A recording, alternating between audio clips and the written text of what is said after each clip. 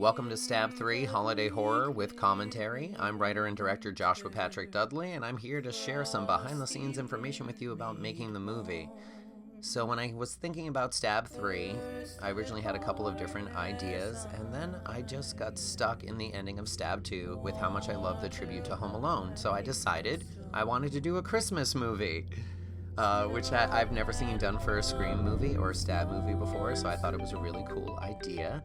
So I dove in and came up with a crazy Christmas tale that isn't connected to anything else, but I think it tells its own little story, and I really hope you guys liked watching it because it was so much fun filming it. So there you see Ashley Swank opening up our movie and getting the famous phone call. Ashley is fantastic, and I love working with her. And she's actually in the scene just getting over COVID. We were supposed to film this scene at her house, and her husband as well also had COVID, so we couldn't risk exposing the rest of the cast to COVID. So I ended up renting this beautiful place. It's like an Airbnb that I rented for the opening scene, and I love it actually. It had some great lighting, and it was really cool. I did have to decorate the whole thing for Christmas, which was kind of funny, and the kitchen's a little devoid of Christmas, but it's in there. You just gotta look for the little hints of Christmas. There's some Christmas towels right there. And we actually have a new voice actor in this movie playing the voice of Ghostface. That is Justin Howdy Shell, and he has his own YouTube channel that you should check out. It's called Scream Prank. And he does some hilarious videos on there, and he did such a good job in this movie. I was so impressed with everything that he did and what he brought to the project, and it was really cool to have another Ghostface that actually sounds like Ghostface. So great job, Justin. Thank you so much. You may also notice in this movie I really tried to work a lot more on the lighting and cinematography, which, you know, we try to improve every single time we make a movie, but this movie, it was really focused a lot more on trying to get better angles and better light. And so you may see there was actually a cord earlier in the scene that you could see an extension cord when there was that down shot looking down at Ashley on the phone. But that's Katie Hofton playing Lucy. And that was my first time ever working with Katie, and we had a really good time. Henry Collimbert, who's in the movie as well, who plays Mason, you'll see him later in the scene, is actually knew Katie and hooked me up with her. And I think we had a great time filming this opening scene. It was really relaxed and fun. There was a lot of people that needed to be there. It's a slightly complicated scene, but it was something I wanted to try to kind of mix things up a little bit.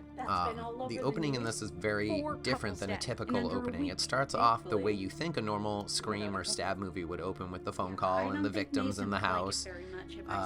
Although most of the time they would be alone. There's not always two. But this one really turns it on its head, and that was one of the main ideas. After I came up with the idea for it to be a Christmas movie, I wanted to do a Christmas movie that kind of messed with everyone's expectations of what was going to happen. So the kill or be killed game was born, and it was born out of the fact that I got sick of Ghostface asking what's your favorite scary movie, and it would be funny in this one if it was what's your favorite Christmas movie, which we do get later on. I still did a nice little callback to it, but it was nice to be able to switch it up and kind of have a different game for the killer to play, and I've never seen that done before anywhere either. So I think it's a really cool idea. I don't know if you guys like it. It's a really big recurring theme through the movie, but it helps with a lot of twists and turns because you never know who's going to accept the offer to kill their friend or partner or whoever just to save themselves. And as you learn by watching this opening scene, Ava doesn't want to accept that offer, but Lucy did. And then it started a problem for both of them. So, but yeah, so this is really fun to film. I had to get a Home Alone tribute in there again. There was a couple of other cool little Christmas Blu-rays over there as well. And some of these Christmas decorations you'll actually see get recycled. Like that blanket is on the couch in my house, Josh's character. You'll see that in there as well. I believe the Christmas towels that were on the stove are also in my house in the movie as well. The Christmas tree in the background is in Emma's house later in the movie, decorated differently, but it's the same Christmas tree. And the Christmas tree that was in my apartment is actually a completely different tree. I ended up buying a couple of Christmas trees for this movie, and I cannot tell you the amount of Christmas decorations I bought for this movie. That was supposed to be a callback to the original Scream where Ghostface is kind of running around in the background, and it looked a little comical once we saw the layout of this house, but that's Henry Collimbert in the costume for us. Oddly enough, he's supposed to be playing Teddy's character, Aiden, but it's actually Henry who played Mason. So this is one of the funny ones too. We did. I had the actors turn their phones off when we used them this time because it was just creating too many problems for the camera. And you'll see that just because their phones are off, a couple of the actors don't actually touch the screen when they're dialing or pushing buttons on their phone. So it's funny to see them fake it, and that was my voice playing the 911 operator. The corkscrew is something I've always wanted to do, and I've also never really got to do a shot like this where we kind of see the weapon armed and ready, so that was kind of neat.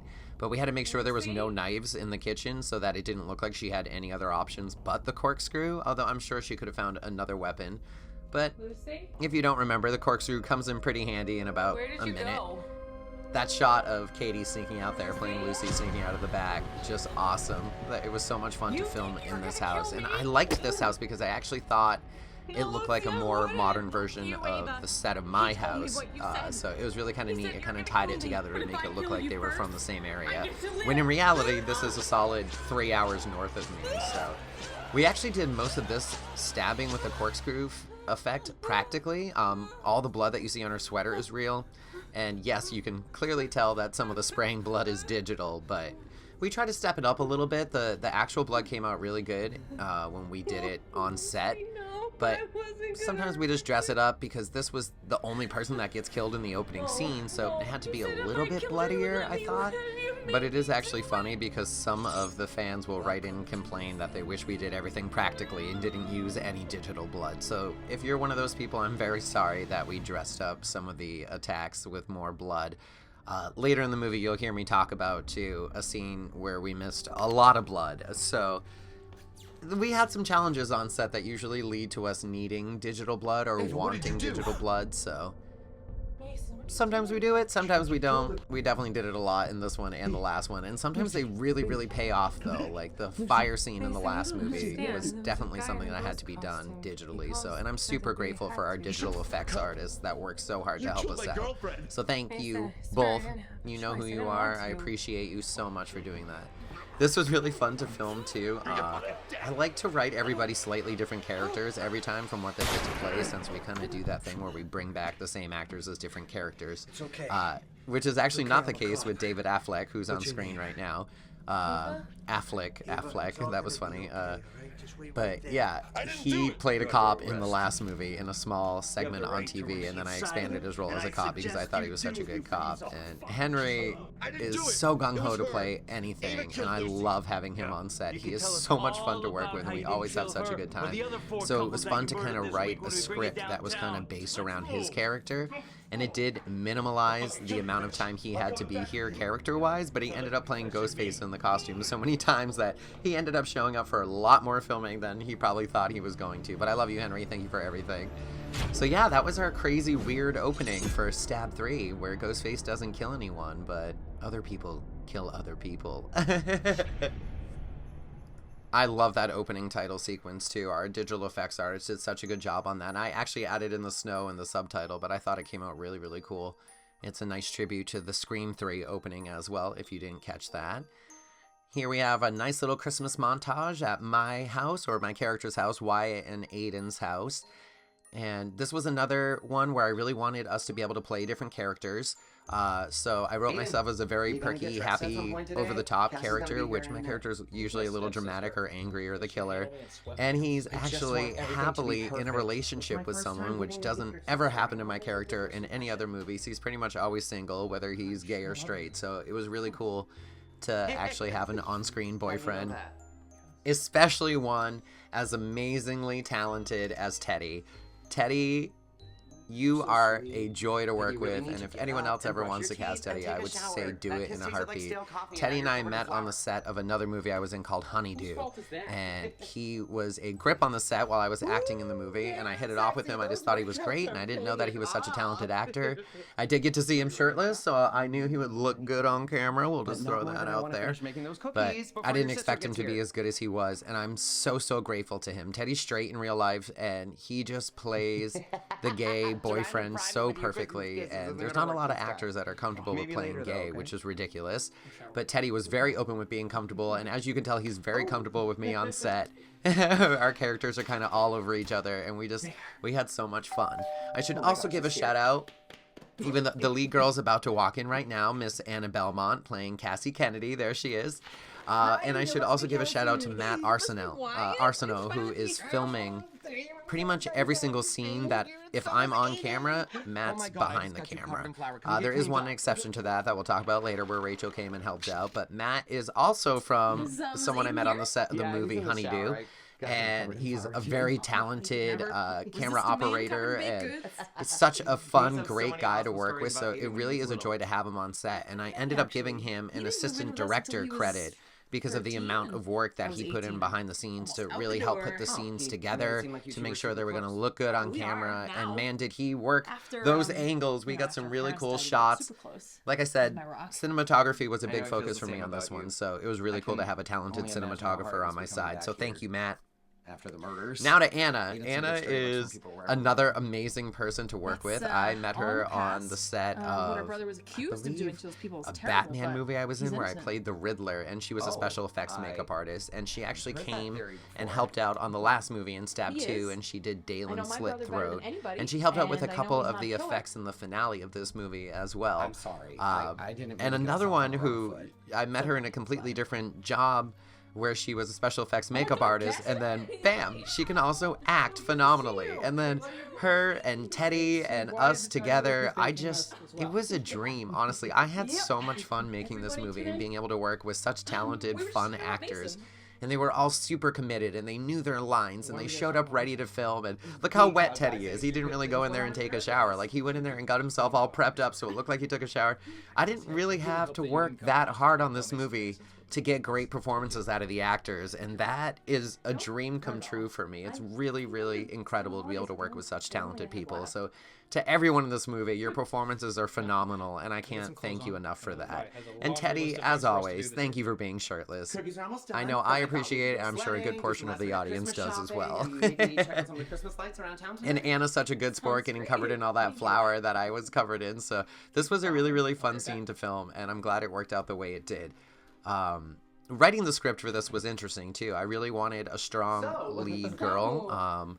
The last movie kind of focused on me and like a bunch of other characters, and we've kind of been rotating through lead girls, so it was really cool to have someone who had kind of a different aesthetic come in too. Like, she's beautiful, but she has this little punk rock aspect to her too, and you don't typically see that for a lead girl, so that was like really, really neat. And I did know when I started writing the movie that the ending was going to be a little bit crazy. So there's a lot of characters and a lot of people that could be involved in a lot of things that are going on. So this is Emma's house, and it's actually Emily's house. There she is, Miss Emily Powell playing Emma. And I think you will recognize Erica Audie. And that is Jamie Lynn Hazard. So I write a lot of gay couples into the movies, as I like to make it as part of typical society as possible.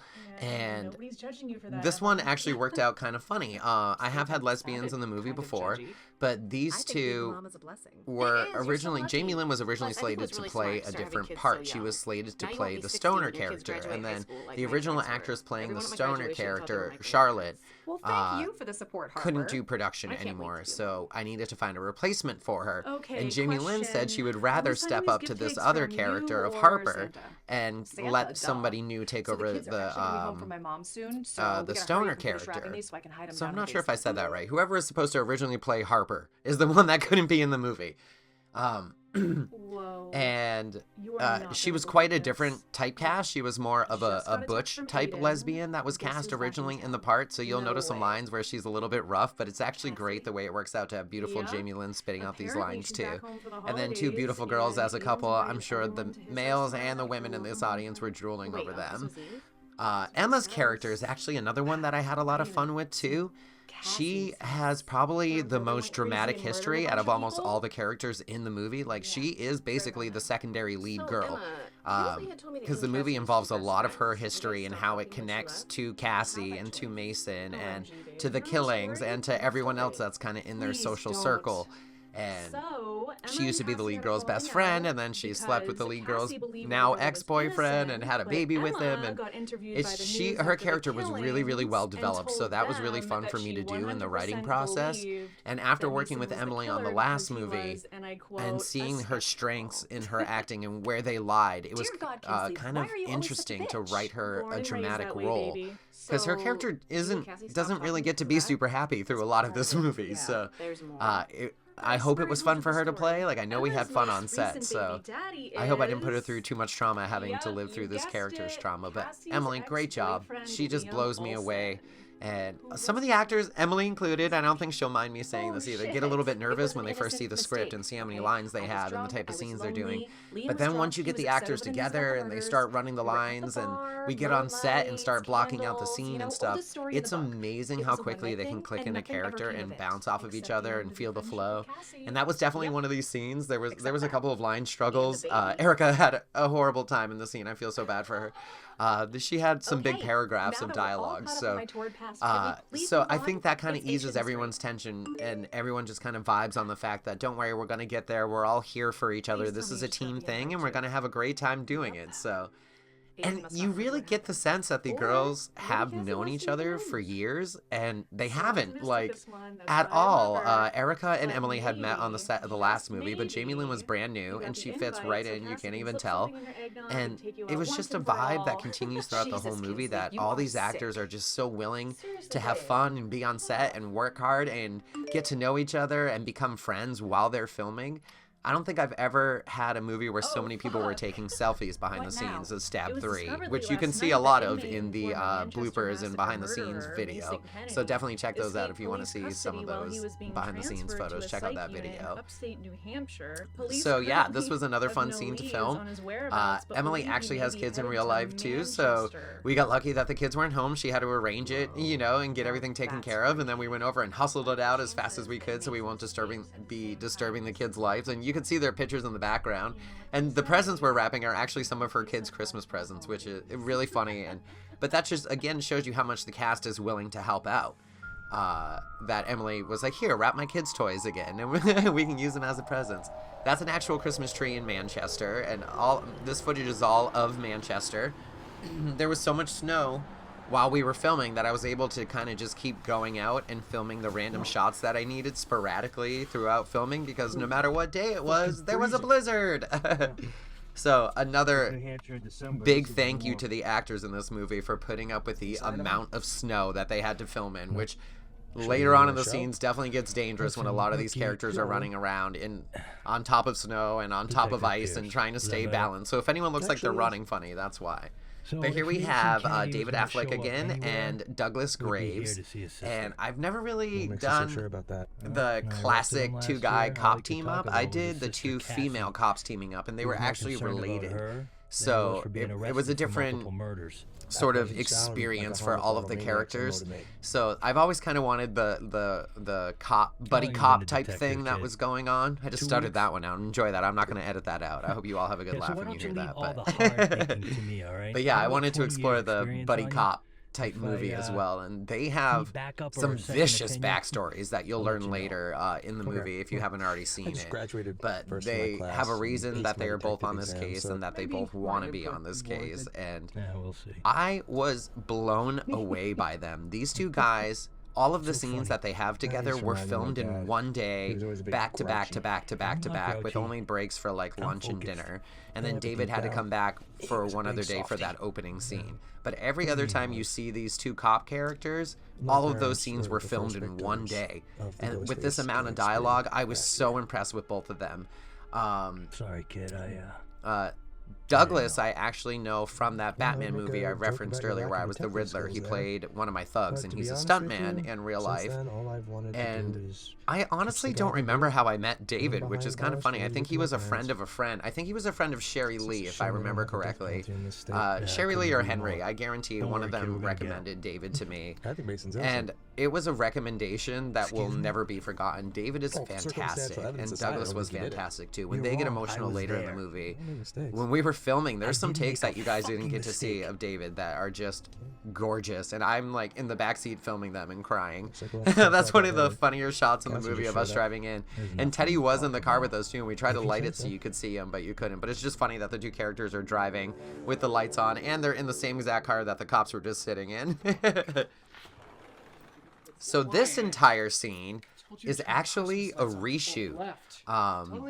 We filmed it once, and it was at the end of a very, very, very long day of filming, and a blizzard had very, very heavily picked up. Like, it was tons and tons of snow. Like, we're talking feet, not inches. And the actors all live far away. Anna lives far away. Teddy lives far away. Matt, the cameraman, assistant director, lives far away. So it was getting complicated to have all these people there during the blizzard, and they couldn't spend the night, even though I would have loved a giant slumber party with all of us. But so we ended up having to refilm the scene because we kind of rushed through it to get it done with. And I'm actually glad we refilmed it because it came out a little bit better. We got some better angles, which was the main point of filming. We were missing a couple of shots of people and stuff that didn't quite work.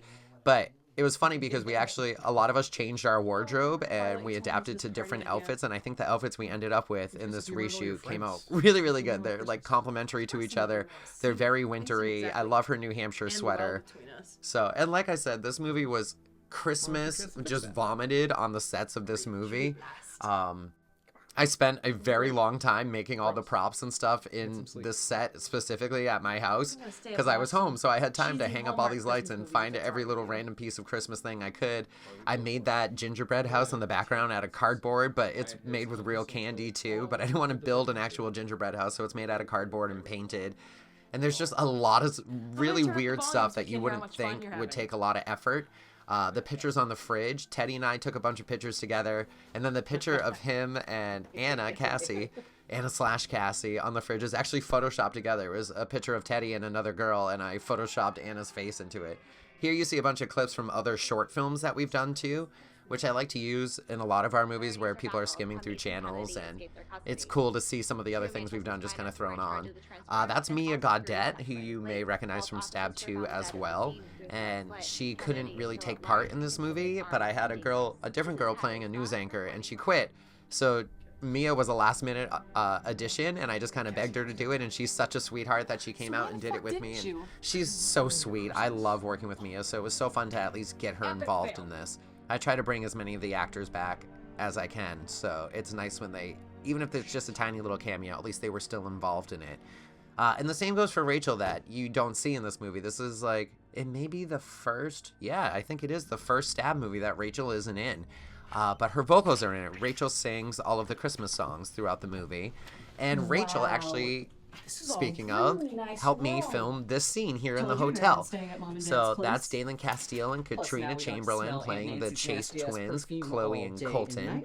Let me just point out right away too that I forgot to cover the clocks in this hotel room. I usually cover it with like black electrical tape so that you can't see that the times are wrong, because they're talking about it being after midnight, and if you notice the clock is somewhere between 5:19 and 6:30 as the scene goes on basically. So I did my best to crop them out, but I missed subs, so that's one continuity thing that drives me a little bit crazy in this scene. But this scene was so much fun to film. And Dalen actually came out early. So the night before filming, we actually did a rehearsal and came and brought the actors in and did all the blocking so that we could kind of just roll through filming a lot quicker the next day, which is not something we usually do. The actors usually learn the blocking and the movement on the day of filming. But since we had so much time and they knew their lines so well, it was really fun to go and kind of rehearse. And it gave me time to decorate the hotel room, which is kind of funny because what hotel room would be decorated for Christmas? This one. That's the one. The one in this movie. But I didn't want it to not feel like Christmas there because you couldn't really see the lights outside. And we started so early that it was actually bright out, so we had to keep all the curtains closed for a long time. But this scene was great. These two worked really, really hard. And we worked really hard to find an accent that kind of matched both of them so they would sound like twins, which a lot of the fans have commented that they actually look like brother and sisters, so I think that's cool.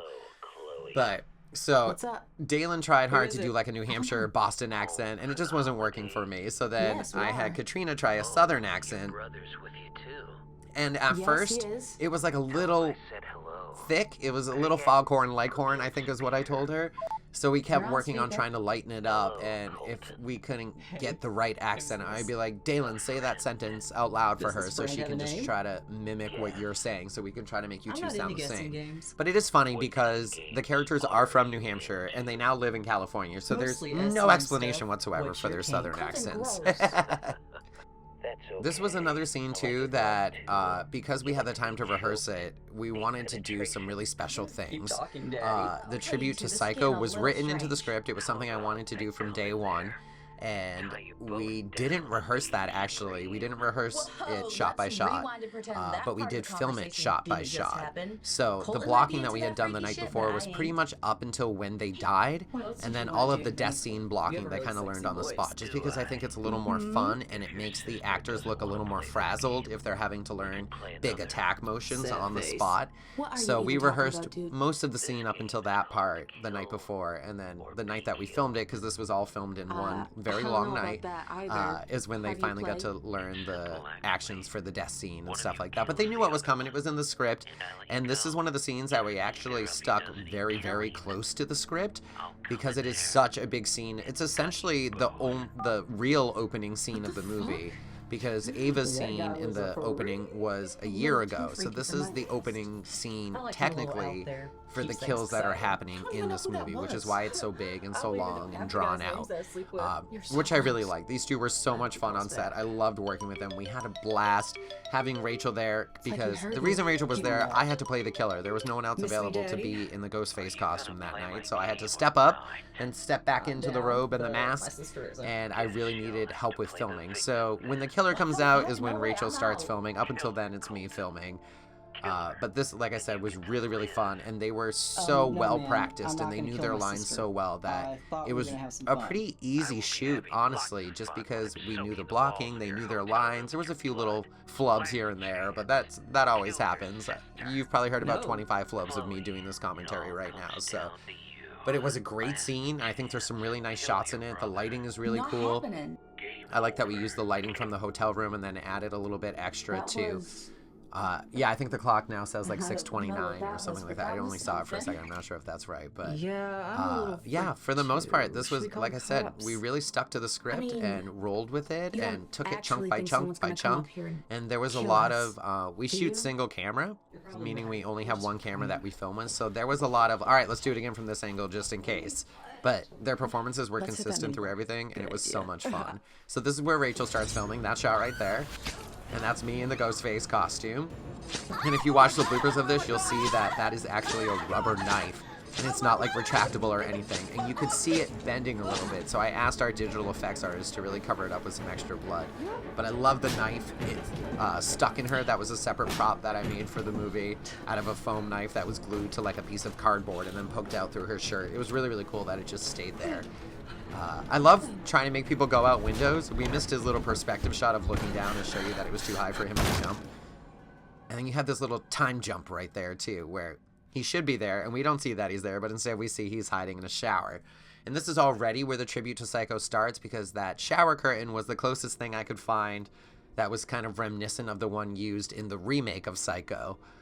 It was kind of this weird iridescent, sparkly looking thing. So, and you'll notice the killer hasn't had a knife up until this point. He left it inside of Katrina's body, but now he has this big, huge knife, which is actually the knife from the poster of the original Stab. And it was made for us by Burkbench Designs, but Norman Bates killed with such a big kitchen knife that I thought it'd be really cool to use a much bigger knife in the scene. And this is shot for shot Psycho, the shower scene. We went through and watched every single shot as we went and tried to frame it exactly as we could and get it as close as we could. Even the way I walk out of there is supposed to look like the way Norman Bates walked out of there. And Dalen sold this. Like, this shot specifically, him sliding down the wall, I originally edited this in black and white and thought about leaving it that way too, but I liked the blood more. I wanted to see the red. But Dalen did such a good job, and he really went for it, and it was a really challenging thing for us to take on. Katrina even had to step in and help film at one point because it involved so many hands, and it was a long night, but we had so much fun, and I think that scene came out so fucking good. There was actually a scene cut before that hotel scene as well that introduced the stoners in the shed, and you can watch that in the bloopers and behind the scenes, and I released it as its own video as well. It just made the movie feel a little bit long and repetitive about what they were talking about, and it also took too long to get to the next set of kills, and I thought we might lose the audience, so I cut the scene, even though it was a good scene.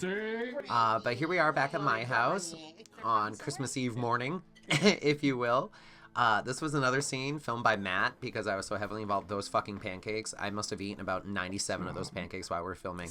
It was getting to the point that I had to start spitting them out in between takes because we were just constantly filming me eating this pancake, and it was endless. Endless. I'm telling you, I ate so many of those. But this was a really fun scene to film.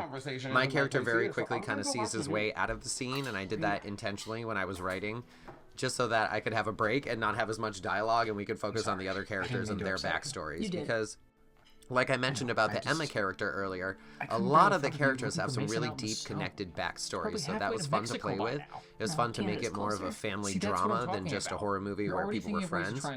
And I think the actors did a really good job with that dynamic. And I think as we get to the ending, I think the casting is pretty spot on, even unintentionally, that they actually kind of look like they could be siblings, which it just worked out that way. So this scene also involved a couple of reshoots, like not a ton. We didn't refilm the whole scene because it was such a long scene, but a lot of the stuff when we moved toward the door, when Joey's character comes in, a lot of that got refilmed because like the door was left open and noise was coming in, and the lighting wasn't right because it was so bright outside because of the snow and the sun. So there's a few little things, and you'll see, you can tell a few of the shots were reshot because the lighting's a little bit different. We didn't exactly remember the way everything was lit, so we did the best that we could for the reshoots to try to kind of mimic what it was, and the same with the camera settings to make sure that it all kind of looked cohesive. So all of that was part of the original shoot. These get added in later too, so we're literally watching a blank TV right now, and somebody is reading the news anchor lines. I don't remember who else was there. I think it was Ashley. I think Ashley Swank may have been reading for the news anchor. I'm not sure. Somebody, or it could have been Joey because he was waiting to come in too. But somebody read the news anchor lines, and then it was replaced after. Mia was one of the last things that got filmed for the movie. So people are dead, and all you can think of is the dynamic between Aiden and Cassie cracks me up through the whole movie. I just think they're funny. They show a lot of different range in their emotions, and that they're not just these flat characters. They show happy and perky, and they pick on each other, and they have fun with each other, and they're angry, and they're stressed and upset, and it's still Christmas, so they're trying their hardest. So I think the actors in this movie, like I said, did a really great job. They had some really complicated characters to play.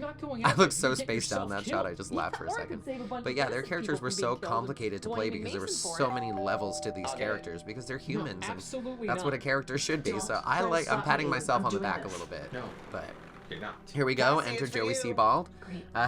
He is playing Cassie's ex, Liam. I'm not answering any questions. Liam Olsen, who is also the baby daddy with Emma's baby daddy. So the news anchor footage in the background, you'll notice the news anchors switch up, and some of them are from the movie Theta, I believe, and then there's some stuff in there from like the Stab reboot and Stab 7. Or anytime I had an extra news anchor, I kind of just made this big compilation of them, so it just looked like a never-ending news stream. So this was really fun to film. I felt bad for Joey because it was actually freezing out there, and he had to keep going in and out and in and out. And that little interaction actually happened on accident. The first time Joey stepped in, you can see it in the bloopers. We thought it was so funny. This is reshoot stuff, by the way. But we thought it was so funny that we went back and made sure that it looked really good. You can see the door open there because that's from the original shoot, because we didn't reshoot this one shot. So it was kind of a puzzle to put together after this is from the reshoot. That's from the original reshoot. Joey's side is like the reshoot. Anna's side is like the original shoot. So it's funny to kind of see it go back and forth. And again, big shout out to the actors for coming back and making that happen. Even the shots of me and Teddy on the couch are also reshoots that we didn't film the first time, and we realized we were missing reactions after I had edited it together. So pieces of it look a little bit chunky because of the reshoot. anything or get back together. It was funny to try to get Anna and Joey in the same shot. Joey is just so much taller than everyone that like shooting them wide, it just looked funny. So we kind of bounced back and forth between these side angles of both of them. Some of those shots of Joey might be from the original shoot as well. I don't know. I can't quite recall if those are original or reshoot. It's a toss-up. It could be both. But that just goes to show how well we were able to mimic some of the lighting and camera work. So you, Liam, get out. The interactions between Teddy and Joey are also really fun to film. Just because they're both such good actors, so them actually like arguing got a little bit scary sometimes when we were on set. It was intense to watch. Especially the party scene when they actually get into a fight. But that's one of my favorite shots from the whole movie. It was the first still I released from the movie just because I thought it was such a cool picture. And it really showed off some drama, and it showed off the Christmas, and we're in our matching Christmas pajamas, which are funny. Anyone want more pancakes? It was funny too because we had to try to remember whose pajamas were whose, and it was easy. The way we did it was by the collars of our pajamas because they're so similar. Mine had more Christmas trees. If you look, it has more Christmas trees on the collar than Teddy's. So that's how we switch back and forth. Those reshoot scenes too. Most of the plates on the counter like that. Well, these ones are supposed to be empty. But there's a lot more of them empty in the reshoot shots because we didn't have the pancakes and the bacon and the donuts or anything anymore. So this must all be from the original shoot if the food is still there. But I made sure we looked real hard when we went back into the reshoot, and we even tried to like the pan on the stove, like everything we tried to put back in the exact same spot to get it as close as we could to make it a seamless reshoot. And then the very last thing that got reshot in this is this last shot of Cassie right here. And you can tell it's a little bit darker, but we missed the ending of that scene, so I needed Cassie's final thoughts on it. So we go back to the hotel here, Christmas Eve at 2:05 p.m. That time I think I actually based on the time that's on the clock in the stove, the microwave and the stove in the scene so that it would match. Playing with the time of this movie was really tricky, which is why I added in those little cues that tell you what time it is and what day it is. And just because we're kind of counting down to Christmas the whole time, I thought it was a fun idea. But this we shot, like I said, they shot all of their scenes in one day. So this was shot the day after the murder scene of Chloe and Colton. So the actors came back bright and early in the morning. I think this was I think we intended to start earlier, but it didn't start until like 1 or 2 or something like that in the afternoon because we had a lot to shoot, but there was a lot of nighttime stuff to shoot, so we were able to start a little bit later in the day. Evidence that these murders were committed by and this one was complicated to shoot just because of the movement in the small room and trying to get the perspective of both the cops and what they're investigating. Wow. It was a little, I'm not gonna lie, I had a little bit of a challenge. That was a shot that was from the previous night shooting that I had to lighten to make it look like it was daytime. The shot of the phone, which is still really hard to see back there. But I didn't shoot it again in the daylight because I'm a genius. But we even had it placed in the right spot and everything. It just wasn't right. There's a really funny blooper of them trying to put on those gloves. Make sure you check out the bloopers video. The screen's unlocked. Another example where they don't actually touch the screen all the time. It's kind of funny. This angle on Douglas is one of my favorite angles in the movie. The blue light in the background and then the bright light from the outside blowing in on them. I just think looks really cool. And it's a really, to my own horn again, but a well-focused shot on him. So I wish I had the opposite side that included Douglas's face, but the angle didn't quite work out right for it. And you'll notice I struggle with shooting in different light too. The lighting balance is a little bit off here and there. Anytime you involve the actual sunlight and then try to light on the inside, once the camera faces away from the light you've added or faces directly at the light from the outside, everything changes, so it gets tricky. Dalen laid here through this entire scene so he could be seen that 1 or 2 times that we can actually see him hanging out of that shower. The funniest part about Douglas's character, Nolan's assessment of the crime scene, is that everything he says to himself is a well thought out and possible thing that could have happened, but it's all wrong. And I enjoyed writing that because I thought it was funny. I don't know if anyone else picked up on it, but it sounds methodical, but it's all wrong.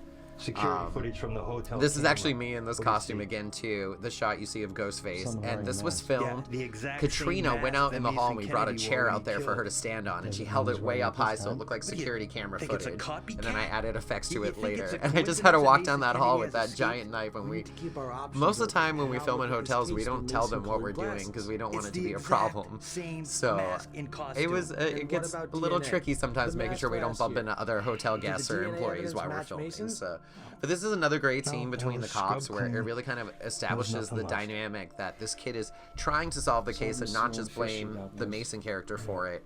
But David's be the two character is dead so bodies. obsessed with it being Mason that he can't let No, it go. I mean about the So, case.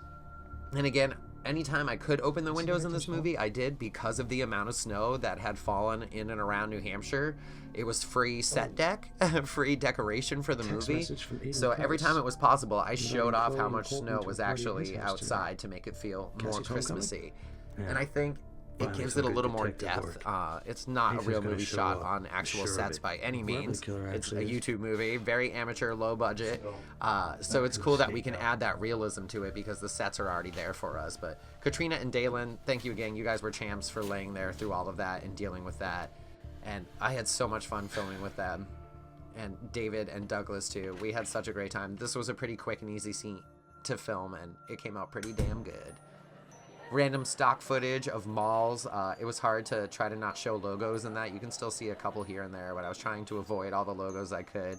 That's a really big mall that's actually in New York. So many people. This is Yeah, shot who's on at top you? of a It's parking Christmas garage, Eve. Oh, that's and right. it's It shot was at what I call the yours. You golden get hour. There's a Cassie. special time of day where the She's sun gonna just hits love people it. in She this used way to that have everything one of looks these when she golden was a and kid. I gorgeous. used to play with it So with her we all the rushed time. through this scene because I was scared we were going to lose that lighting. And I don't think the actors minded because we got the filming done really quickly. There's a light in the background too. I don't know if you guys can see that. I was going to edit it out, but we didn't in post. But we had brought an extra light in case we had to light people's faces. But see that golden sunlight hitting everyone? We had to hit the sweet spot there and get that beautiful sun worked in. But this is on top of a parking garage, and the top of it was closed off for filming.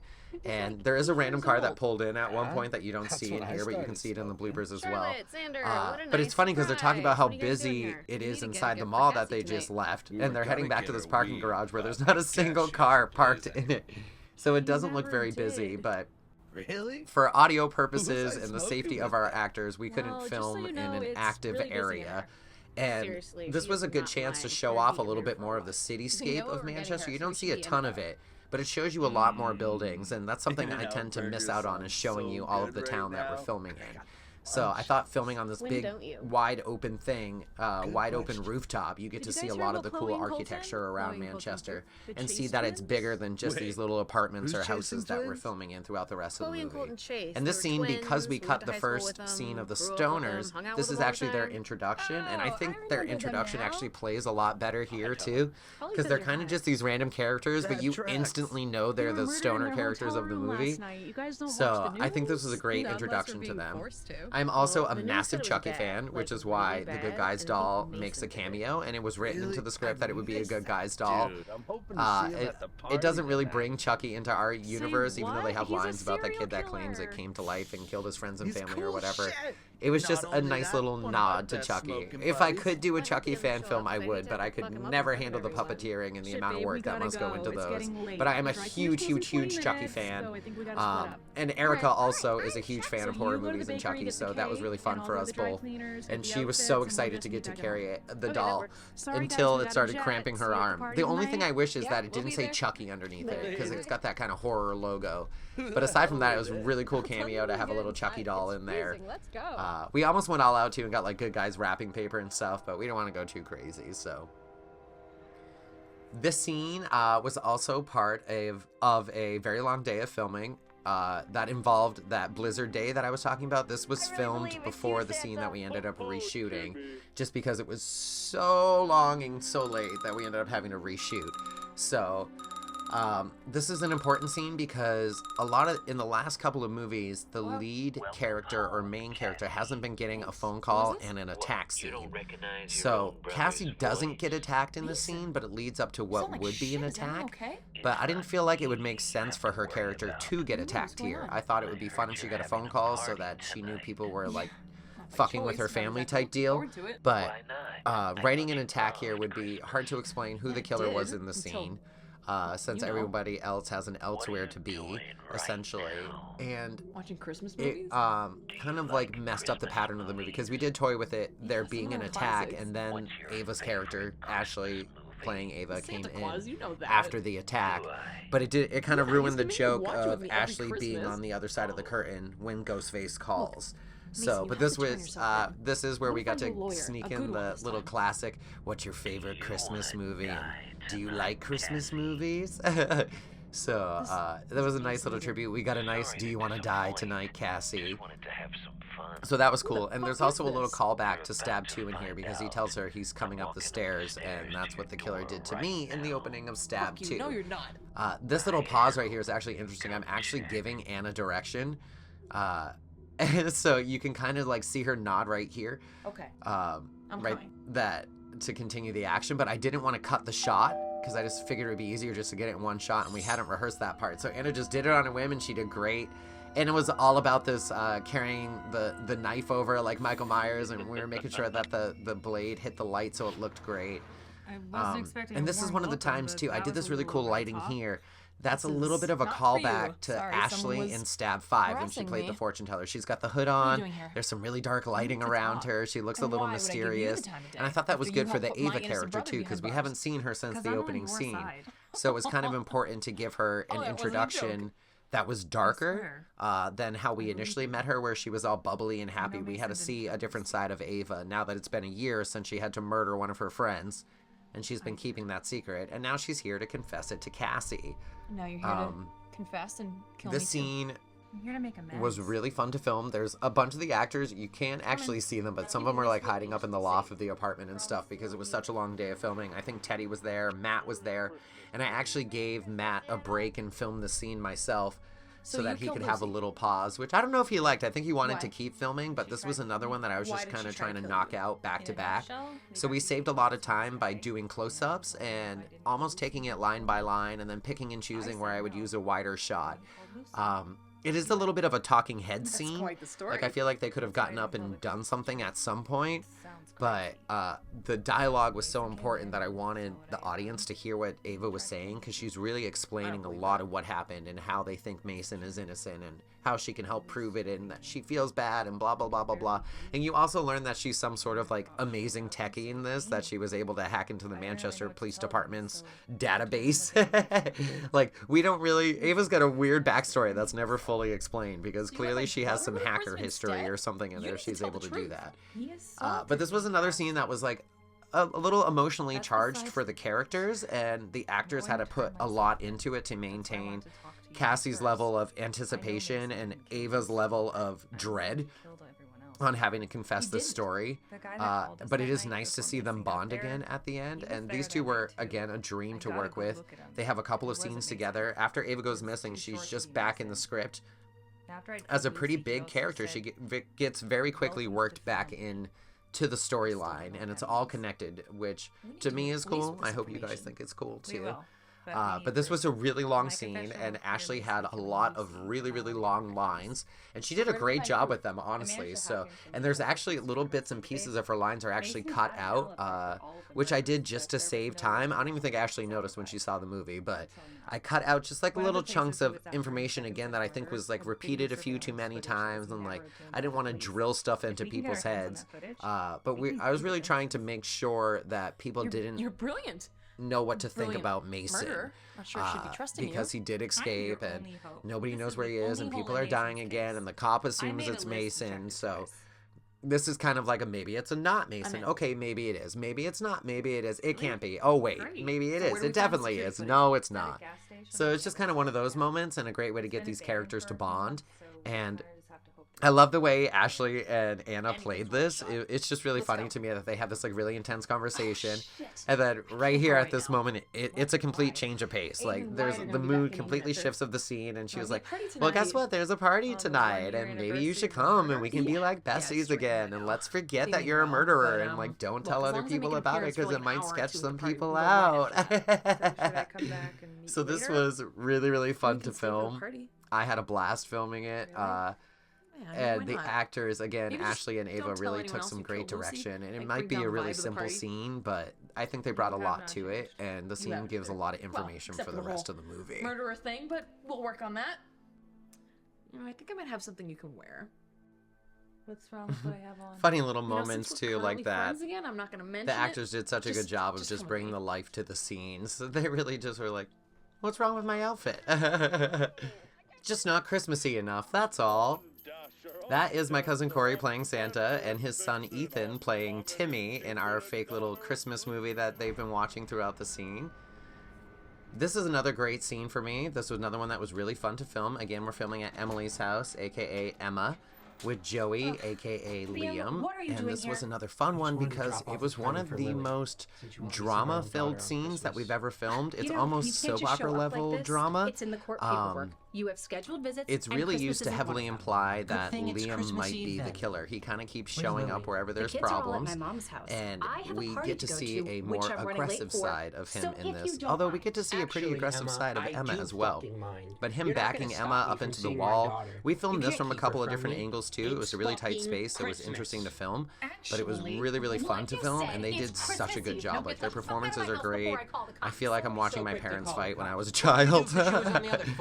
Throwing a little childhood trauma there. I'm just kidding, but it feels very realistic to me, and like a fight that I've seen people have, not specifically my parents, but people in general, especially when it comes to custody of children, which is a huge thing. This movie touches on a lot of different issues, and it's interesting to see them all kind of connect together into an underlying story. I want nothing to do with you. I never did. Emily in real life is such a great person, and she luckily doesn't have baby daddy drama like this.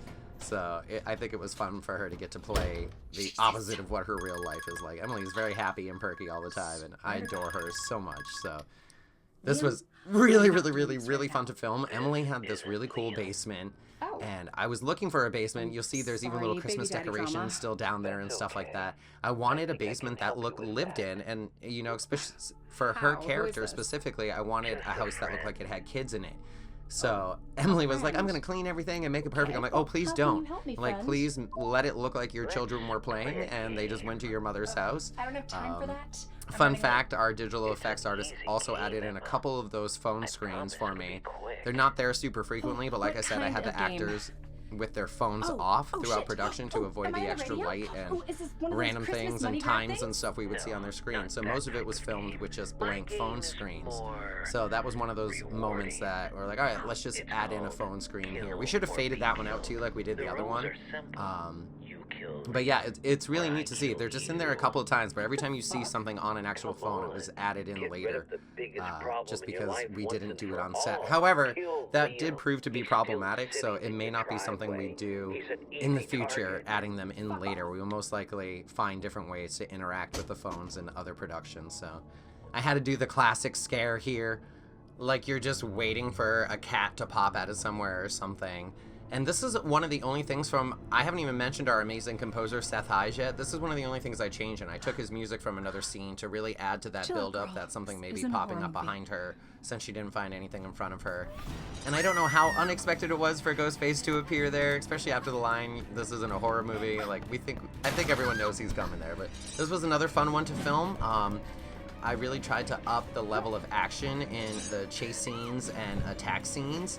And Emily fucking went for it. That's actually my cousin Corey in the costume. He's another one of the actors that got to play Ghostface. And I'm not sure he was super happy about playing Ghostface this time. It was very, very hot in that costume for him. And it's very, very hard to see. And we were in a dimly lit basement. So there was definitely a lot of challenges. So thank you, Corey. And his son Ethan that I mentioned earlier also came and helped out this night. I believe Joey was here. Yeah, he was here through all of this too because of their scene before that. And Joey's from out of state, so he was staying with me, so he got stuck. But Emily and Corey did such a great job in that attack scene, and Emily looked like an actual stunt woman. I was so impressed with her performance in that, and she just went for it. She was covered in bruises the next day from throwing herself around, but she didn't care. She just dove right in and really committed to the part and cranked out a freaking awesome attack scene. Also one of those rare attack scenes. Again, like I said, the lead girl Anna didn't have an attack scene, but Emily's character is almost the secondary leading female since there's so much backstory involved for her. And she got the attack scene where she gets away. She didn't necessarily have to get away. The killer could have killed her. But She said she would kill Liam, so he let her off the hook for now, until midnight. Unless he's already been there. In that case, So we'll then we miss go them. back to the cops who are sitting outside the party to have some classic cop banter about people having a party when there's a serial killer on the loose, which is very prevalent in the Scream movies. However, this one makes sense as the other cop explains that it's Christmas Eve, everyone's having a party. Yes, sir. And this is where we start learning a little bit more about the darker backstories. We've already So what heard about you? Douglas's character's darker Where's your family at backstory. tonight? I bet they're missing About you. how his parents were the victims of the Ghostface killing spree the year prior. And in this scene we learn that David's character, I gotta tell you something. his wife and son were also murdered. And this was something we actually thought about filming flashbacks for, so we could up the gruesome level. So originally you were going to see flashbacks of his wife hanging from the rafters and his son's head as a centerpiece on the table and limbs and stuff kind of wrapped up and placed under the Christmas tree. Ultimately, we decided, or I decided, that David's performance was enough. I thought lines like this were specifically very moving to me, and I could feel the emotion in them, so it almost felt cheap to cut away from them. I do, side note, like that random car that just pulled into the driveway that they're watching as well, too, that they almost kind of ignore, but it's a Christmas party, so it makes sense that people are kind of still arriving at the party.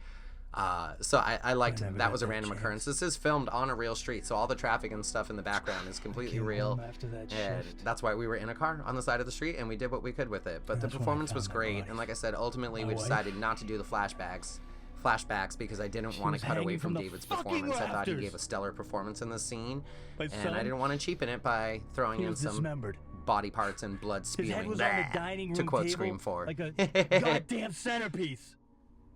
And once they're able to get through the emotional part of the scene, we finally get to that part of the movie where the buddy cops become buddies and they realize that they've been through something together. Even though they haven't seen much action in this movie, they've mostly been sitting or exploring hotel rooms or crime scenes, however you want to look at it.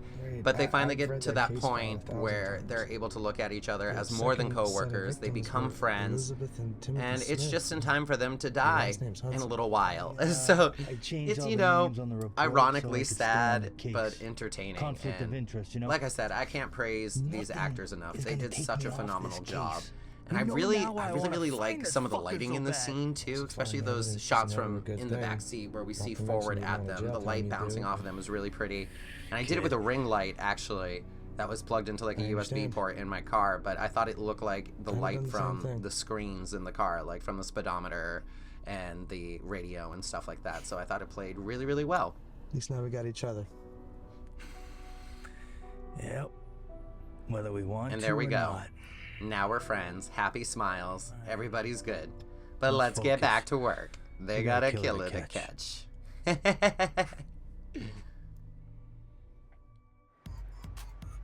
And finally, on to the party. So the party, like I said, I didn't get to talk about our amazing composer yet. Seth Hayes is his name. He did the music for Stab 2 as well. And Seth worked his ass off on this movie, and the music he came up with is just absolutely phenomenal. It feels a little holiday-like. It's got some really creepy undertones. Some of it is very complicated and beautiful, and I think Seth really deserves so much credit. This movie wouldn't be nearly as good without the music that Seth added in.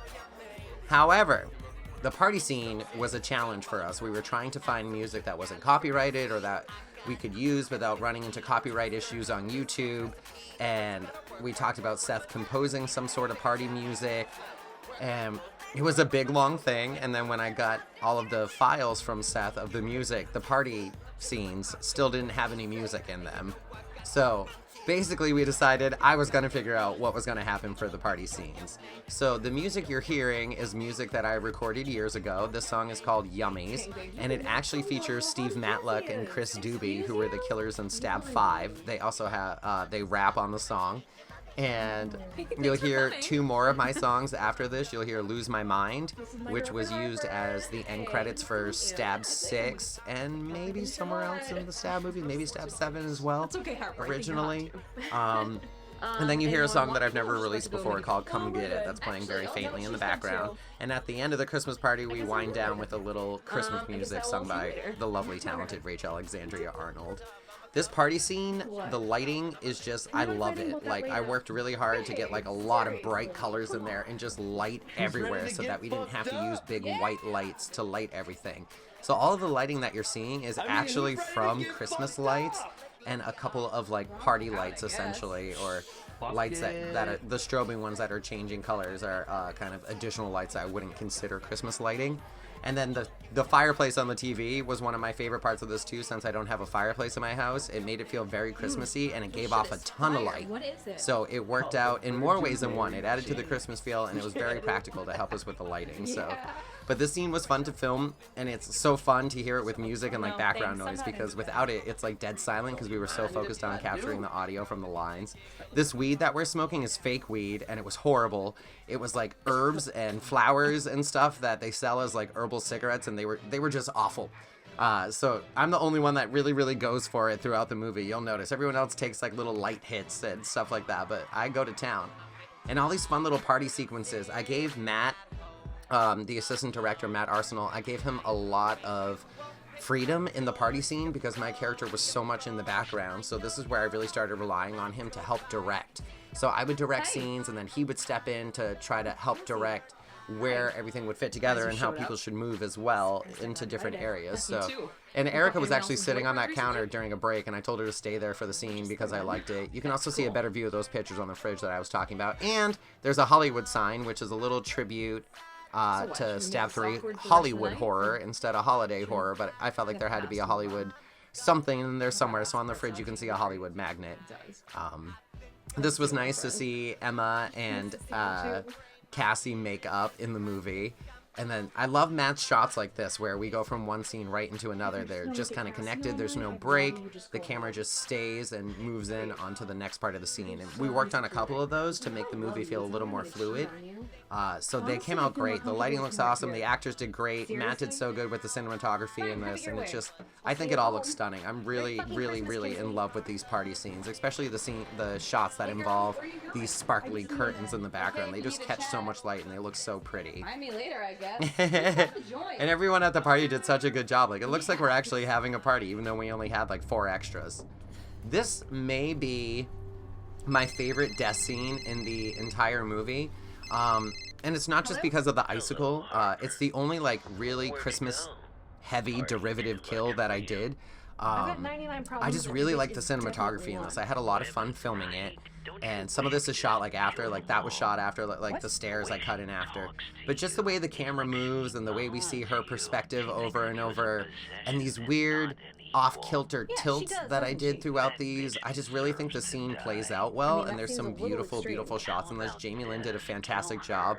A little blooper there that the flashlight on her phone is on. And it turns off, I think, maybe in this shot too. This lighting we struggled with a tiny bit. This should have been more of a down lighting than an up lighting, so Jamie Lynn, I'm sorry about that. The icicles you see behind her are all fake. I made them for the movie. They're made out of plastic wrap and hot glue because we knew we were going to kill her with one, so we need to control. The double knife thing is something I've wanted to do for a while, and then they did it in Scream 5, so I was like, alright, I got to do it too. But I love this scene and the debut of Santa Ghostface. So these shots are fun. I love those tight close-ups. This was another scene, the one I was talking about earlier, that we forgot a lot of practical blood on set. So there's a lot of digital blood added in, like those blood spurts and stuff like that. Because she's supposed to be bleeding a lot, and we did hit a couple of her wounds, but we weren't able to hit all of them. Points for improvisation? So, but this is such a great kill. Jamie Lynn did such a great job. I love her face in this. The lines are so funny, and it's just awesome. They did such a good job. That one had a teeny bit of digital help there at the end. But back to the Santa Ghostface costume. When I first started thinking about making a Stab holiday movie, I've been known to do a bunch of different kinds of Ghostfaces throughout the movie, including the mashup Ghostfaces that we did in Stab 7, where Ghostface was mashed up with other horror icons like Michael Myers and Freddy Krueger and Leatherface. So I thought, why not do a Santa Ghostface mashup? So I came up with a couple of designs myself, and then I saw one of my friends, Jose, I always say his last name wrong, Sepafida, something like that. It's not spelled anything like that, but you can check him out on Instagram. He's helped us out before making knives and props for us and stuff like that. So he actually had his own design of a Santa costume that we tweaked a little bit. I just changed some colors of stuff and the way little pieces of it looked. And he made us this awesome Santa Ghostface costume and this really, really cool candy cane knife to use with it. And he also made the prop unicorn head that's a tribute to Black Christmas at the end of the movie. But it was a challenge for me to decide when the Santa Ghostface costume was going to come out. And then I realized once I thought about adding in these little time cues every time the scenes change, that Ghostface should be dressed as Santa Ghostface when it turns to Christmas. So you'll notice the time changing. It's just a little bit after midnight when Jamie Lynn's character Harper goes outside and gets killed by Santa Ghostface. And yes, she was killed by her girlfriend Kinsley, who's right there smoking a joint. Erica did not want to smoke that fake joint, so it took some very creative filming to get around that part. But yeah, we actually end up stuffing some of the other stunt actors playing Ghostface with a bra and stuff to make it look like Erica was under the costume for some of the scenes. And we forgot to do it in Jamie Lynn's scene, even though it was definitely Erica's character that killed Harper. Kinsley definitely killed Harper. This fight scene was so intense, and we did a few takes of it from different angles and stuff like that. And their banter back and forth kind of changed every time. So it was a little hard to cut together, but it was worth it. If you notice, I'm actually putting the ice on the wrong side of his face, which none of us caught when we were on set, but he got punched on the other side of the face. I had the bright idea, too, since it's modern times, to have people take out their phones and be filming the fight, because that's pretty much what happens all the time in real life. If something bad happens, everyone has their phones out.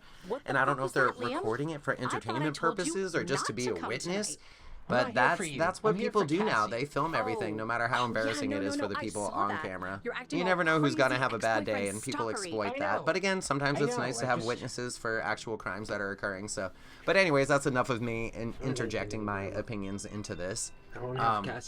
This scene was another really fun one to film. Emily and Joey practiced this a lot. They ran their lines together a lot. I know that for a fact.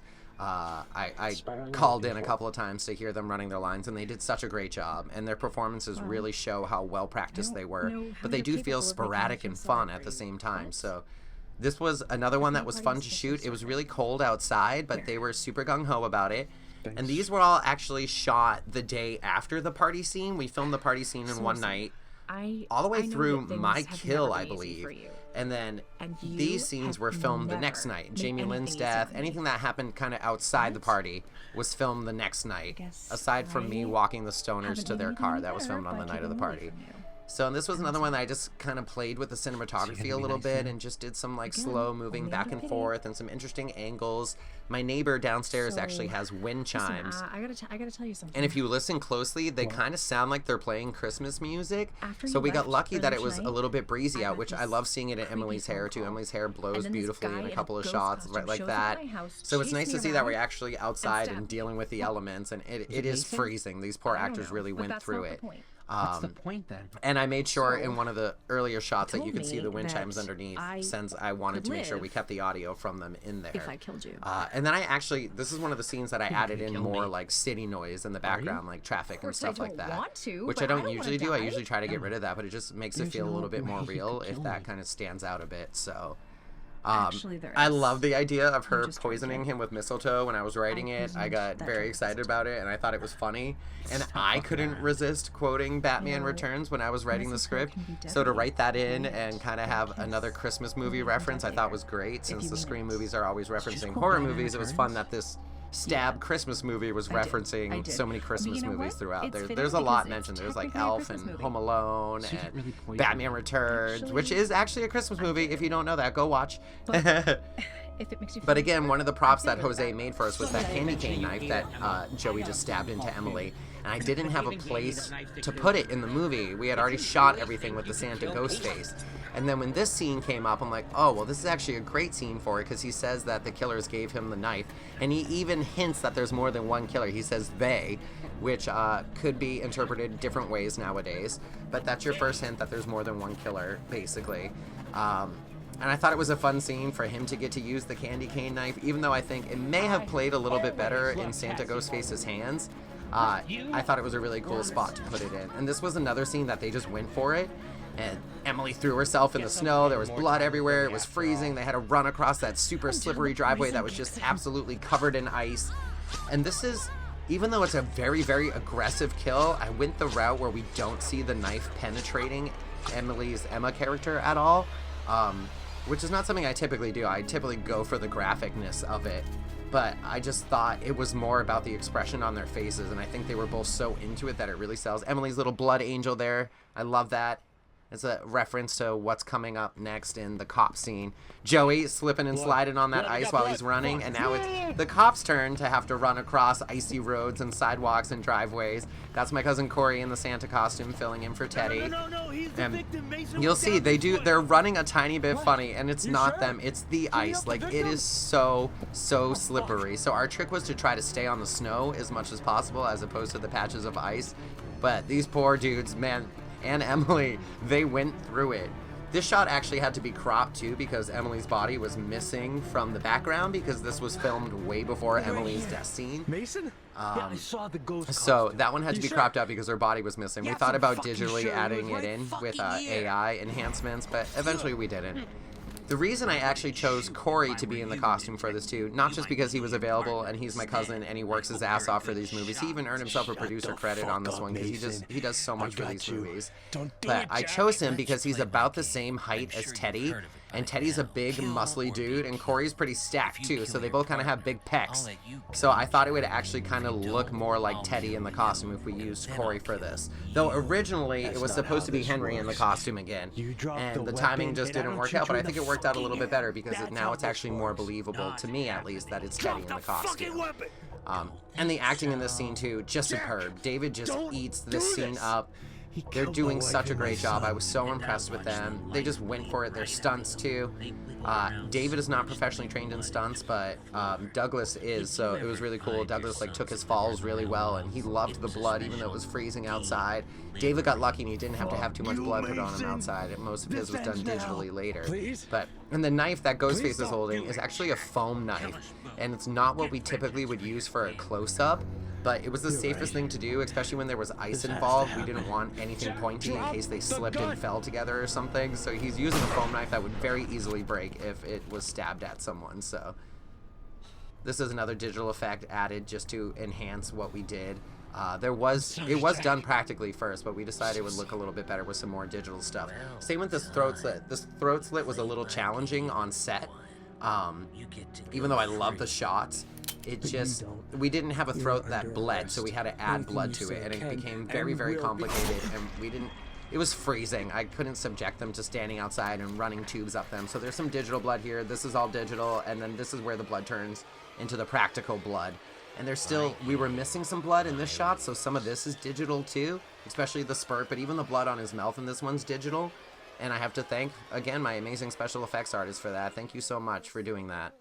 Why does someone always Wow, have this to movie ruin is the just party? cranking along. Like, even doing the commentary, it's still so much fun for me to watch as the movie plays out. We got a little bit more to go, but this was a fun scene, and initially we were trying to film it like that 70s show where they were in the smoking circles, so there was a fog machine involved that actually set off the smoke detectors, and it was going to continue to rotate, but the 3-person rotation was all we could pull off practically without wasting everyone's time.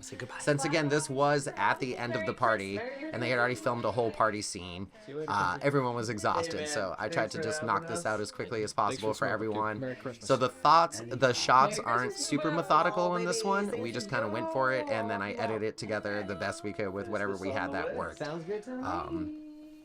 But this was a really quick, easy one. It was a good time. So this is my good buddy Nick Frost, and Nick is a huge horror movie fan, and he loved that I made the Stab movies for YouTube. So I'm gonna head out. So originally he was just going to be an extra in the party scene, and we were talking one day and he started sending me Snapchats of a storyboard he did of him being attacked by the Santa Ghostface, and I was like, you know what, I actually love this, let's add it into the movie.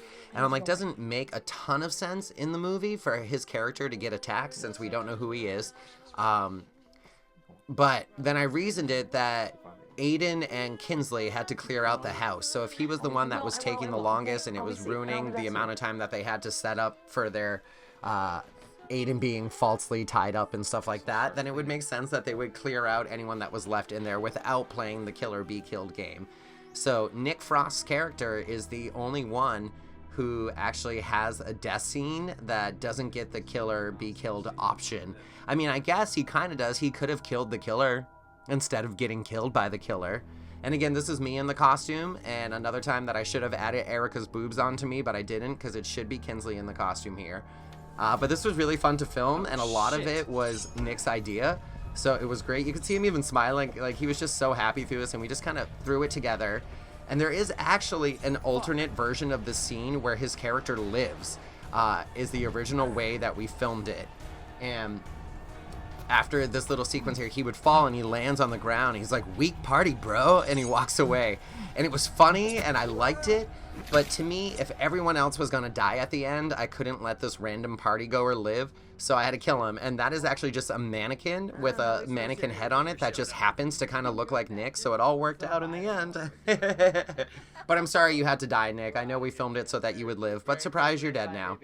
This scene was another one that was just super quick and easy to film. I think we maybe did it in 2 takes because we did like a close-up with Matt walking in front of us too. But I liked the wide shots so much that I just decided to stick with them and made everything easier. And it actually is snowing here, even though you can't tell. My character says it, but and that's my real breath that you can see because it's absolutely sub-zero out there. That was so much fun. And this, like I said, was also filmed the night of the party scene. So that party scene night, every single thing from the party was filmed. Then that outside scene was filmed with me and the stoners, and then my entire attack/death scene was filmed. So it became very complicated. And this is actually Erica in the costume, in the Ghostface costume. If they are a killer in the movie, I love to give them the opportunity to play the killer in the costume just so they can feel what it would be like and relate to their character a little bit more.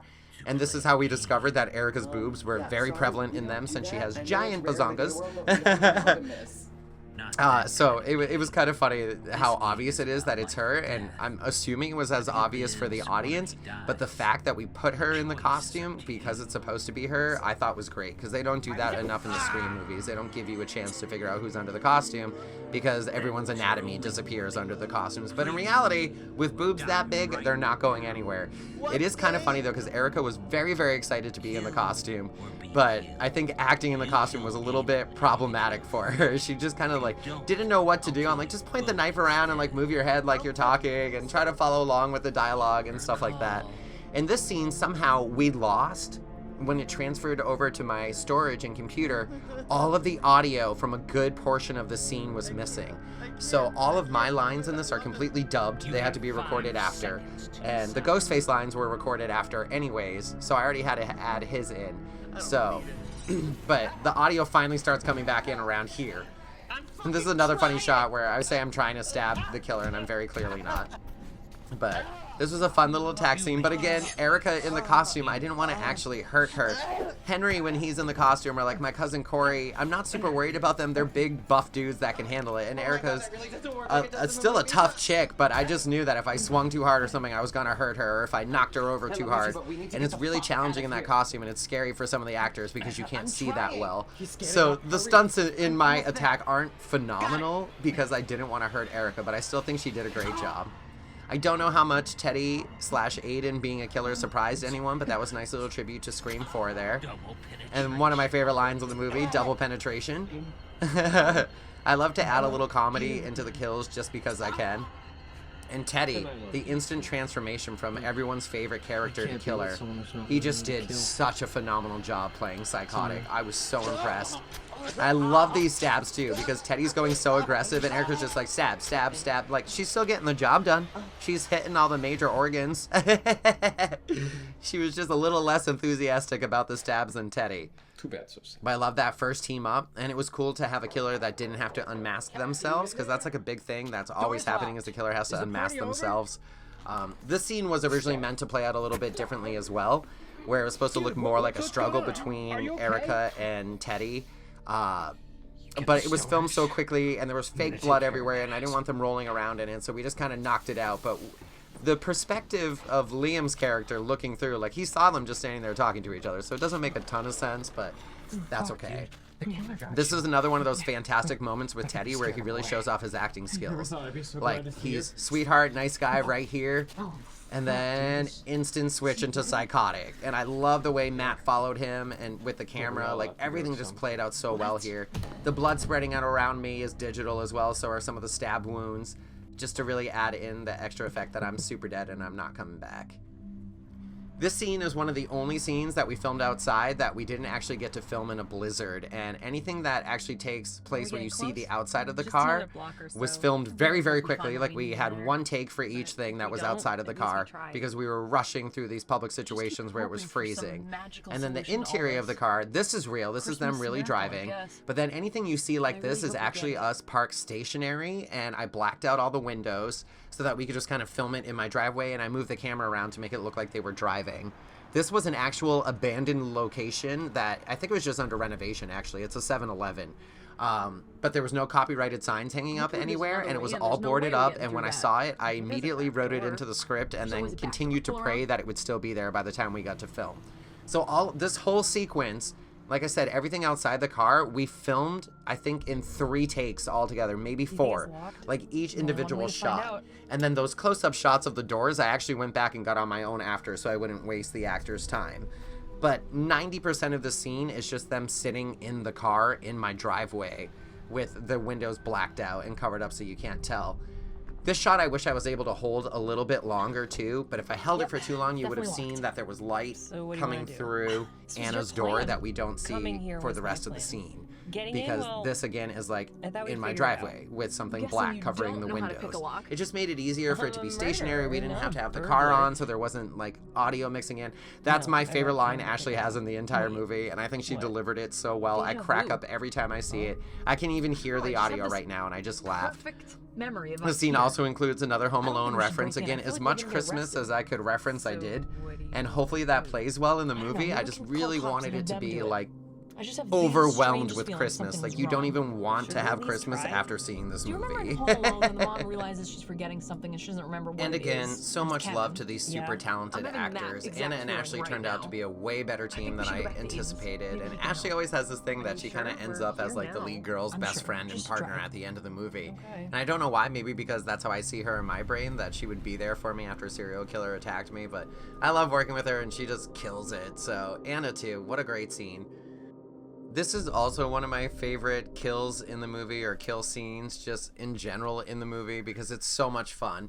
Kristen and Corey are so funny together, and we had such a good time filming these. It's inexplicable how much fun we had filming these scenes. They did such a great job playing stoners. They're so fucking funny. Their characters actually seem like they're a great couple. Like, they vibe off each other, which I love. The exterior of that shed is a real shed. You can see it also in the other cut scene of the stoners in the shed. And the inside of the shed is actually built up in the loft of my apartment. And we just try to make it look like what would be the interior of a shed. It was kind of the same shape. So it was kind of cool to approach it that way and just to have an interior set. And it was helpful because we thought we were going to freeze in the real shed if we filmed in there, which is actually a really cool shed on the inside. We should have filmed in there. Because the loft turned out to be about 615,000 degrees while we were filming, especially with all the candles and lights and stuff. It got really hot. But this was just another great scene where the performances are spot on. The stoners not understanding completely the phone call is hilarious. I love the cinematography again of this weird kind of movie bouncing angles that kind of just keep altering and changing as the scene goes on. Hopefully it's adding to the level of stress for everyone watching it to kind of see these twists and turns coming, and that's kind of what they're implying. It's the twists and turns of the movies, like what's going to happen next. So this was, like I said, was just so much fun to film. And Justin, doing the voice of Ghostface, had a great time with the scene too. He actually recorded a bunch of additional lines that didn't get used, that were just like funny one-liner puns, like "Don't you know smoking kills" and stuff like that. So that was really, really fun too. Joey was actually on set reading the lines, and Henry is in the costume, and this is when Henry is playing Erica, and we had a hilarious time fucking stuffing him to have a bra and boobs like Erica, and then him walking in and wafting the smoke out of his face and coughing was Henry's idea too. I thought that was funny. And then this, I love this. We actually shot this practically and smashed that bong, and it didn't break right, so that was digitally corrected as well. And then, so what he's actually getting stuck in his neck is this little, like, it's sawed off on one end, so it doesn't hurt. and we were dumping blood out all over him, and it wasn't showing on camera. So we added in the little squirts of blood after digitally, because we just couldn't get the blood effects to work right on set. This is hilarious. I actually, when I was watching it, after Justin had sent in his lines, I thought it would be funny to hear a slasher version of Jingle Bells being sang during this chase. Then what it's leading up to was so phenomenal that it was just fun to have this scene be extra whimsical. And it lined up perfectly when he sent it in, so it was hilarious. Wonderful, my favorite digital effects shot of the whole movie. There was so much that was corrected in that shot, you don't even know. The shovel was corrected, that arm and hand were added in, the head was moved from a completely different place, more blood was added. Like, you don't know how much work my special effects guy put into that shot, and I love it. I'm obsessed with it. I think it's great, and it's like really shocking to see. So great job to everyone involved in that scene. I loved it. And now we did it. We're at the finale of the movie. This was another one that was, I say every scene was super fun to film, and I think the scene was fun to film, and then it was a very long day. So we still had fun filming it, but trust me, by the end of this shoot, we were exhausted. Everybody was ready to go home and go to bed. Everyone was covered in fake blood. This is all me filming because my character's dead, so I was able to jump right back in and film. And this was another one that I tried to be more methodical about the shots and plan out how long we were going to sit on each side of what, so we didn't have to do 18 takes from different angles, which we still did for some parts of it just to make sure. But some of these close-ups, especially those ones of the girls right there, like the lighting, the focus, everything is just so pretty that I was like, all right, let's kind of move through it as easily as we can and just stage it and film it as we go. And the actors all do such a phenomenal job. Like, I was blown away by the performances in this scene. Ashley has the lovely little callback of being stuck up against that door like she was in Stab 2, and she dies in almost the same exact way as she died in Stab 2. She just gets shot in different places. And the acting, like I said, Anna, Teddy, Erica, everyone, Henry, Joey, everyone in the scene, they just eat it up, and they do such a great job. And there's so many levels to Aiden/Teddy's crazy that I'm just obsessed with in this. Like, he's giggly and perky about it, he's angry and psychotic, he's a maniac, he's stable, like, he's all over this place on this, and I absolutely love it. This one went off, a lot of the filming for this went off without a hitch. Like, back-to-back filming like this can be exhausting. I think this was, I think it was 11 hours of shooting that all of the actors were here in the house shooting the scene because we were determined to get it done in one day. And some of them it gets easier for as they die. They get to leave the scene, so that makes things a little bit easier. But most of them were stuck there for the entire shoot. Ashley was the only one that really got to leave early, and I intentionally wrote that in for her, that her body got dragged out of the scene after she's killed, just because I didn't want her to have to lay on the floor the whole time for way longer than everybody else. She would have been there for hours, and I've been there. It's very uncomfortable. It's not fun. So these shots I love and I'm very proud of, and I will say that Matt's filming in the party scene really inspired me to play with these curtains more and to shoot things through them. So thank you for that, Matt. You really brought something creative out of me that I'm very hyped about and proud of. So thank you. And it really adds a lot to the scene that there's some of it that's kind of masked. Like, they're all having their masks removed, and there's still something that's kind of, they can hide it. They can hide behind something, so. Another, just, I love this entire sequence. The ending to this movie to me was something that I wanted to do because I thought the audience would find it shocking, a lot of the twists, and I've never seen anything done quite like it in a movie. Surprise cunts is also one of my favorite lines from the entire movie. And the look on Ashley's face I just thought was so funny. Like, she's not really looking at her like, oh my god, she's the killer. She's looking at her like, did she just say cunt? I just thought it was so funny. Again, these shots, those shots of Erica in front of those curtains, I just think are stunning. There's just something about this, like, Christmas lighting and those curtains that just really bring out the best in everyone. They're gorgeous. I'm so happy I ended up decorating the set the way I did. And the dual Santa costume giveaway. If nobody figured it out in the party, Harper was also dressed a little bit like Santa, but these two literally have matching Santa outfits. So it was kind of a clue that they were a team of killers that I don't know if anyone really picked up on. Even the actors didn't really pick up on it. And the amount of actors who knew who the killers were varies as production goes on. Sometimes things slipped out. the killers knew who they were from the beginning. You're in a room full of killers. Some of them, and you're in the fact, only one that hasn't Erica killed anyone and yet. Teddy, I It's time for you to specifically join the told family. when I was writing the script that they were going to end up being the killers. family. So they had a big heads up on it. Ava's almost got it. And I She's think they were getting very, there. very excited for that, both of them. And it could be the reason Teddy signed on, honestly, was that he got to play something so crazy at the end after playing something so Should we let the special guest tell the homemaker story? gay at the beginning. And like, I don't know the best way to phrase that, but I hope everyone understands what I mean. Of course. But this was really, really fun, and it brought a lot of the cast together, and it ties up all the ends of the storylines. We finally get to see Henry again. We haven't seen him since the opening scene, Mr. Mason. Anna actually did his special effects makeup too. You'll notice like his bruises and his bloody head. Anna did that for us because she's super, super talented at that kind of stuff. Slit their throats. And it looks fantastic.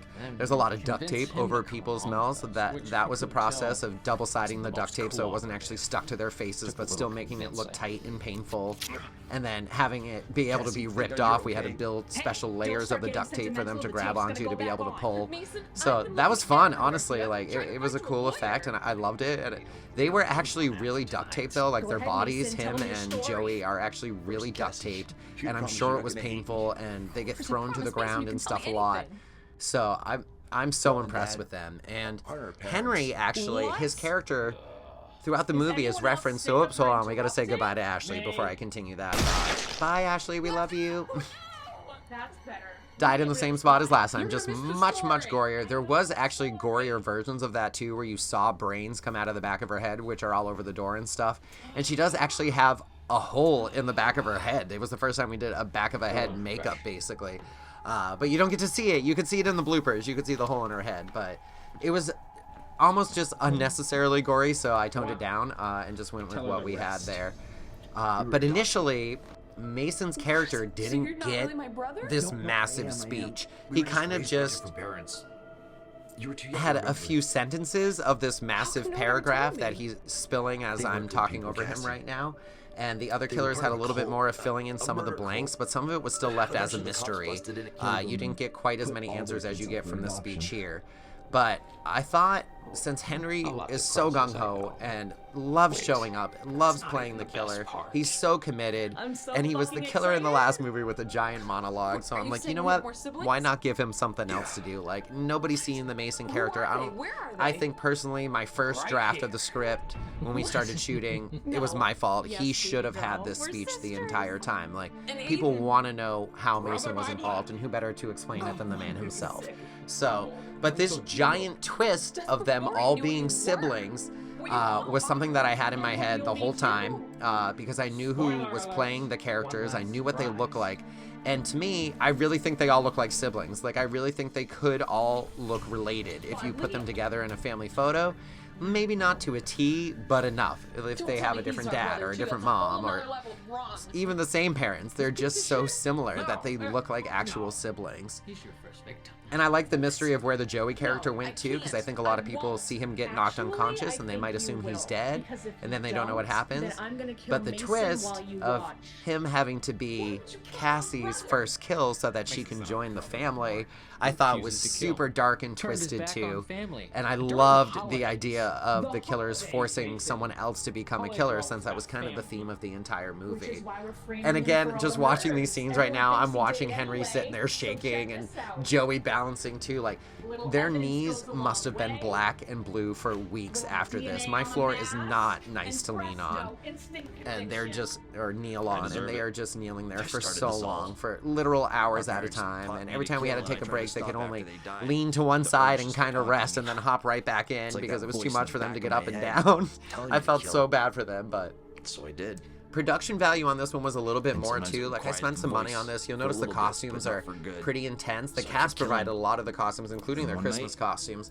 But I bought anything like Christmas, like the Santa costumes, this jumpsuit that Henry's in because he's an escaped convict. Like, we really went above and beyond, and their quality fabrics and stuff. Instead of buying like cheap Halloween costumes, we bought the more expensive versions so they would read a little bit better on camera. So it's little things like that to me that really improve the movie, and I don't even know if the audience or the fan base notices that kind of stuff, but the level of detail really went up in these movies. And like I said, even the set decoration, like if you look in the background of this house, there's pictures of me and Teddy everywhere to make it look like we live there together. And the layers of Christmas and the colors specifically of the apartment were even designed so that actors would pop in front of them. These mute gray tones and then a bright red, all these colors really make people stand out in front of them. This scene, again, super fun to film. And super simply filmed. Yet again, I was still just kind of going almost shot by shot, sequence by sequence essentially, and getting different angles of them. And there could have been like more artsy shots of like close-ups of hand shaking and stuff, but I just really love this wide check out what everyone's doing, and then these really in-your-face deep stabs are in the close-ups instead of the actors to really convey the pain and goriness and gruesomeness of the scene. And poor Joey's character Liam, he's just gone. But now Cassie's had a taste of blood, and man, did her brother say the wrong thing.